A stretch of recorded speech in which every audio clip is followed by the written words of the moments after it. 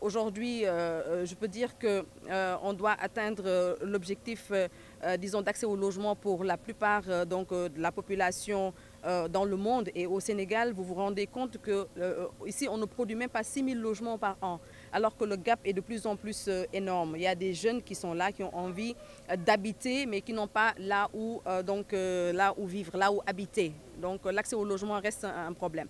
Aujourd'hui, comment on peut aider ces jeunes à avoir un toit? Donc c'est la grande problématique de la production de logements en masse. On nous parlait, je l'ai dit, de 100 000 logements.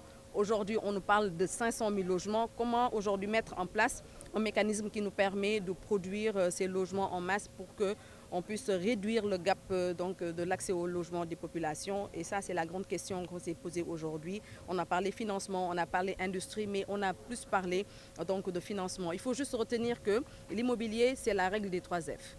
Il y a le foncier, il y a le financement, mais il y a également la fiscalité. Quand ces 3 choses sont réglées, je pense qu'on peut aller vers un boom quand même d'accès au logement. Et je pense que ce sont des problématiques qui sont intéressantes et qui sont opportunes de soulever dans une journée aussi importante qu'est la journée de l'habitat. Nous, en tant que privé, et comme je l'ai dit, en tant qu'activistes dans le secteur de l'habitat, nous avons jugé important et opportun d'organiser cette journée de l'habitat. Et aujourd'hui, vous avez même remarqué qu'ONU Habitat, même sans être invité, est venu participer à cet événement. Donc c'est pour vous dire que voilà, on a fait un événement, on a invité les acteurs à venir et l'objectif ce n'est pas peut-être de voir si le ministère a organisé ou a aidé à organiser, mais l'objectif au final c'est de pouvoir rassembler les acteurs, de pouvoir parler, de pouvoir sortir ici avec des idées qui vont permettre aujourd'hui de pouvoir trouver des solutions à l'accès au logement. Parce qu'encore une fois de plus, les jeunes sont là, ils ont besoin d'avoir un toit